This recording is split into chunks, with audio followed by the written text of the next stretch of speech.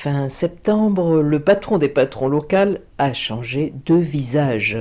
Johan Bensivenga a été élu président de l'UPE 13, le MEDEF local, avec une feuille de route en 3 axes. Cette interview a été faite avant les attentats de Paris.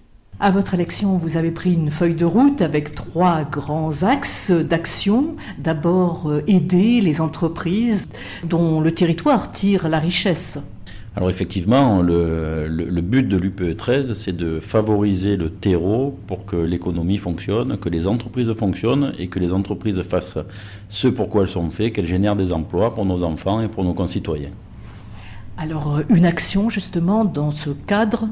L'action principale, me semble-t-il, c'est le décloisonnement des mondes. C'est-à-dire qu'aujourd'hui, nous avons un monde économique, un monde politique et un monde académique, les universités, les écoles, qui ont toutes le même objectif, c'est-à-dire faire grandir le territoire, faire travailler nos enfants, les élever, les éduquer. Et malheureusement, on a du mal à se comprendre et on a du mal à gérer le même timing d'intervention et les mêmes façons d'appréhender les sujets. Une de mes principales mesures à faire, ça va être le décloisonnement de ces mondes pour qu'on travaille tous au même rythme et que l'on parle tous le même langage. Deuxième axe que vous allez prendre, la nouvelle économie. Alors là, on sait qu'il y a la recherche, qu'il y a les grands projets, Henri Fabre et puis Pictot sur le port, par exemple. Mais au-delà de ça, est-ce que vous allez aussi faire vivre cette nouvelle économie dans les petites entreprises ? Aujourd'hui, il me semble que nous sommes à la croisée des chemins entre un ancien monde qui continuera d'exister demain avec des industries traditionnelles qui vont encore vivre mais qui doivent se reconstruire tous les jours au travers de nouvelles façons d'exercer leur profession avec Internet, avec la mondialisation, avec la numérisation de tous les documents, mais aussi la nouvelle économie qui est en train d'arriver. Je prends un exemple qui me vient à l'esprit. Vous avez des startups qui géolocalisent les portables des gens pour savoir s'ils augmentent ou baissent le chauffage, s'ils allument les lumières, s'ils ouvrent les portails, les serrures des portes.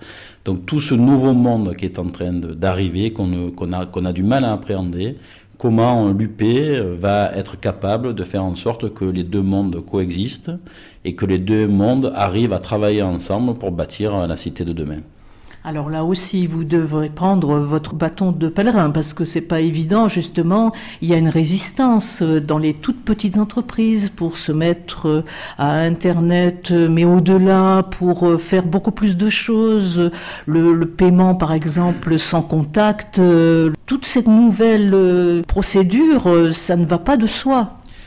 C'est une réticence qui peut-être existe, mais qui est liée, à mon avis, à une peur de l'inconnu. Et le travail de l'UPE va être de faire en sorte que ce qui fait peur aujourd'hui ne soit pas considéré comme un handicap, mais comme une capacité de se réinventer et d'aller encore plus loin. Voilà. C'est un travail qui va être fait par l'UPE 13 parce que d'abord c'est nécessaire, parce que l'inconnu fait peur, et notamment aux plus petits et aux plus fragiles, et on est là pour les aider dans cette transition. Alors, troisième axe de votre feuille de route, c'est bien sûr la métropole. On sait que les patrons des patrons du MEDEF, de l'UPE 13, ont soutenu cette métropole. Elle semble bien mal partie avec vraiment des problèmes de jalousie, de pouvoir. Comment vous voyez ça ?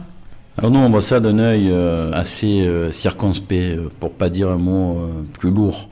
J'allais dire qu'il arrive ce que nous craignions précédemment, c'est que la métropole, si elle existe, elle doit être une réalité par rapport à un bassin de vie. Tout le monde sait qu'on peut habiter à Marseille, aller faire des études à Aix, on peut habiter à Aubagne, se faire soigner à Marseille, et on peut habiter à Salon et venir travailler à Aix-en-Provence. Donc c'est cadrer une collectivité territoriale à l'échelle d'une réalité de vie. Voilà. Et le risque que l'on a, nous, monde économique, citoyen dans son ensemble, c'est que nos élus passent leur temps à se regarder le nombril et à régler simplement les problèmes de gouvernance. On s'en fout. Nous, ce qui nous intéresse, c'est pas qui va avoir quel pouvoir. Nous, ce qui nous intéresse, c'est qui est le plus pertinent à régler les problèmes que nous vivons tous les jours au quotidien. C'est insupportable qu'on mette plus de temps pour faire Orly-Marignane en avion que Marignane-Marseille en voiture. Il y a 20 km, on est aujourd'hui dans cette situation ubuesque où on a une institution qui va arriver dans 1 mois et demi. Le 1er janvier, la métropole existe et on n'a absolument pas commencé la moindre réunion de travail pour que le 1er janvier, on soit en place. Alors, vous êtes un homme public, vous êtes donc devenu le président de l'UPE 13. Ce territoire des Bouches-du-Rhône, quels sont les atouts que vous lui voyez, mais vraiment comme citoyen? C'est un territoire qui a des atouts énormes. On est en Provence.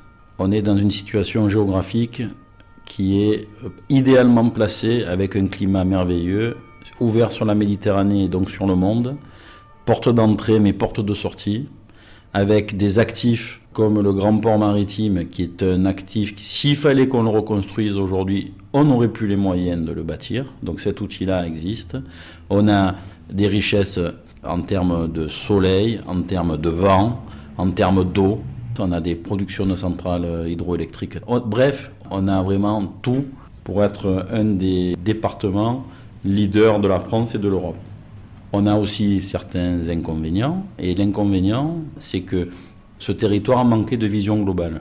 Et la constitution de cette métropole, justement, doit résoudre ce problème-là. Donc j'allais dire que ce territoire, c'est un territoire dans lequel je suis né, dans lequel je vis, dans lequel je travaille, et j'espère que mes enfants, demain, pourront continuer à travailler ici. On a tous les ingrédients, il faut simplement mettre tous ces ingrédients dans le bon sens pour que l'on arrête de faire du Marseille bashing ou du stigmatiser un territoire qui sincèrement ne le mérite pas.